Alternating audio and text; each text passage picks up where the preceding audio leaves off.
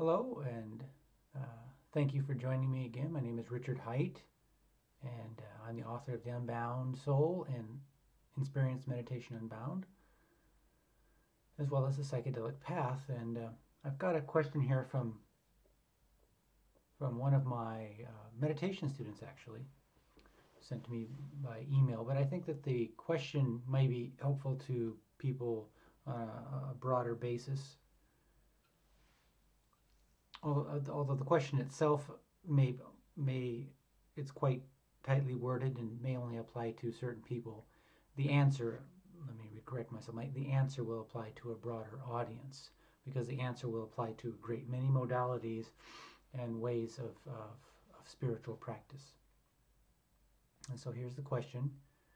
It's from a Chris, and he says, I've always felt most connected with your philosophy and practices, so I'd like your opinion of exploring other modalities. I like things to be simple, which is why I love the meditation you are teaching.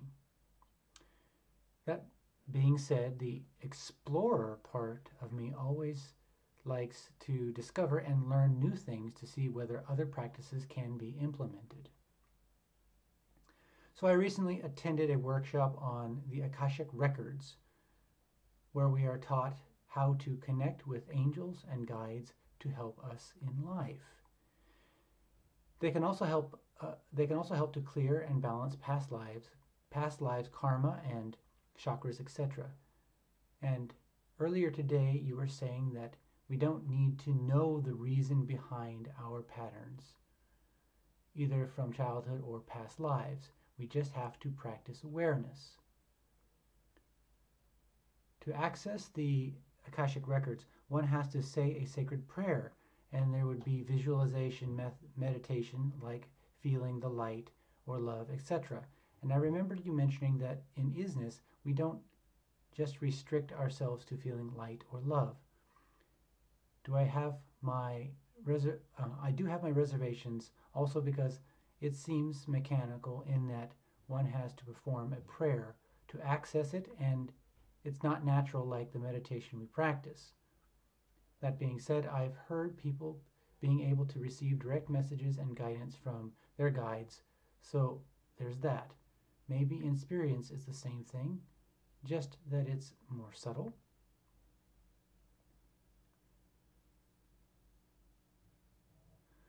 Anyhow, I'd like your opinion on the Akashic records, whether the Akashic records would be useful or if it doesn't reconcile with our current practice.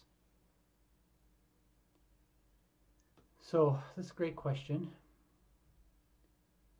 First and foremost, I would like to really give appreciation or show appreciation for my teacher in Japan, Osaki Shizen, who really entertained a very crazy idea on my part. I had a vision, and I was, of course, a senior student of his, and we had been practicing together for many years, and he developed a trust for me. But he was willing to explore and even encourage me, especially to explore any avenue which I felt drawn to explore. And that exploration process itself I found to be extraordinarily helpful. And so I would encourage you and anyone to really follow your interest, follow your passion, follow your curiosity, to really explore and play with whatever it is that's drawing you toward it. I mean, it could be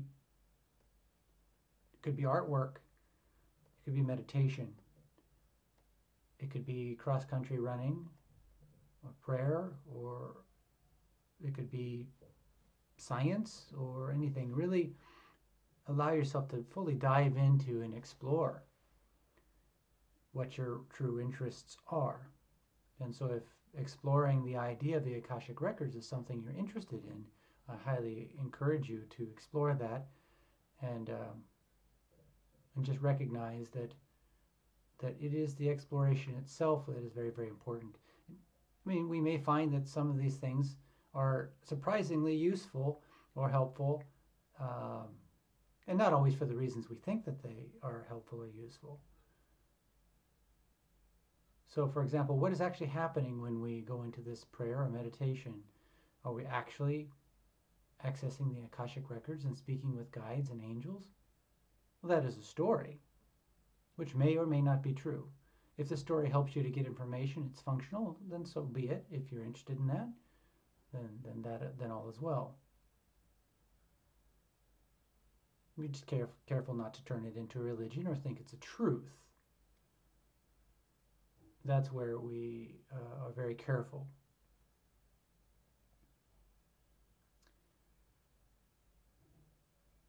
If I look back on my own life, I can say that there is much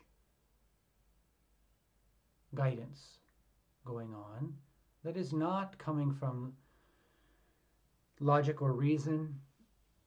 It's not coming from what I can describe as the self.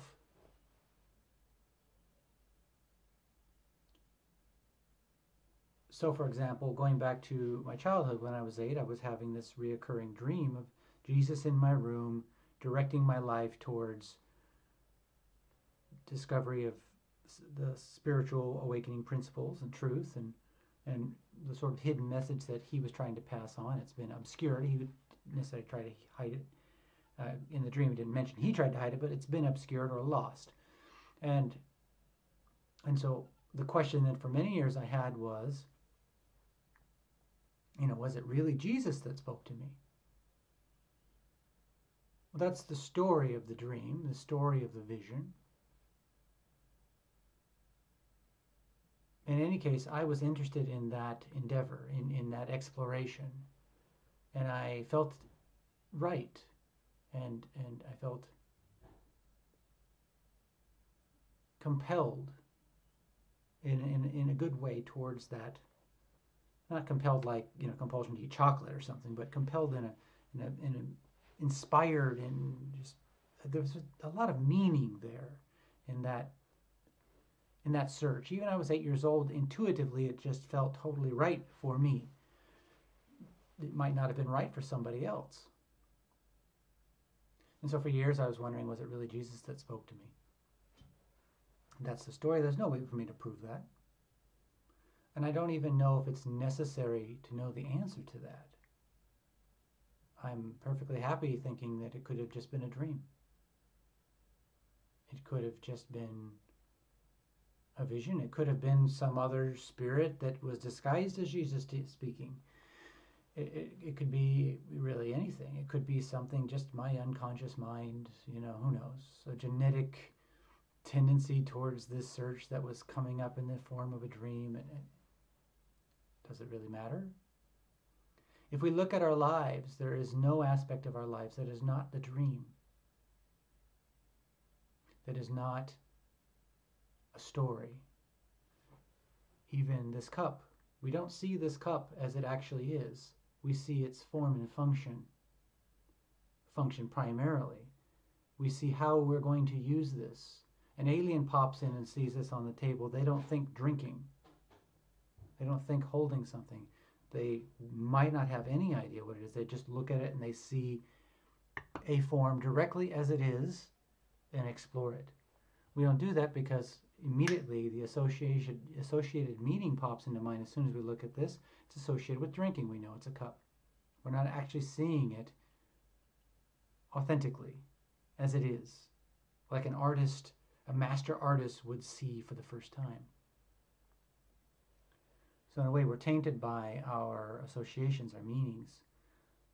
It allows function, but it doesn't allow, or it doesn't necessarily facilitate direct perception.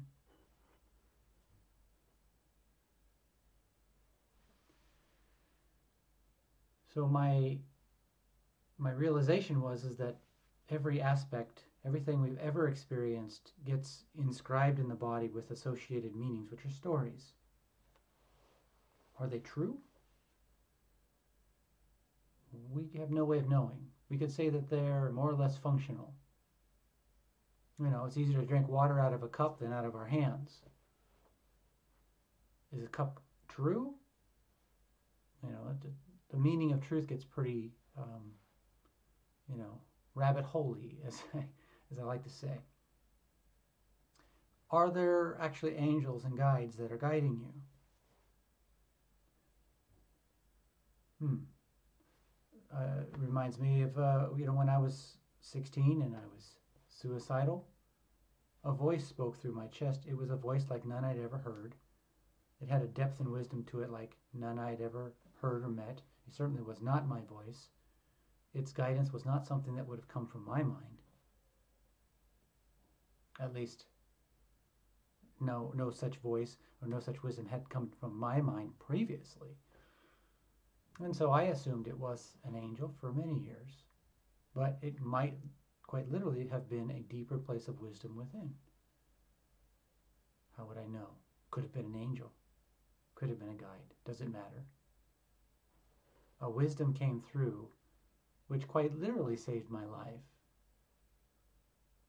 Or at least saved this physical body. And for that, we could say it's a blessing. For that, I was able to publish these books and maybe be of hopefully some service to even a few people, to pass on that message of grace that was given to me and that prevented me from killing myself and guided me towards a life which is meaningful and fulfilling. If my life is of any assistance to somebody else, it's like passing on, sharing the good and just spreading it around, and that's great. Was it an angel? I don't know. So is the Akashic Records real? Is there such a thing? Are there angels? Are there guides in fact? We can say that we may have the experience of such. Does that make it real? I mean, I question even this experience. Is this real? What does it mean? The best we can say is this is what is occurring in perception. This is the content of perception. Is it real?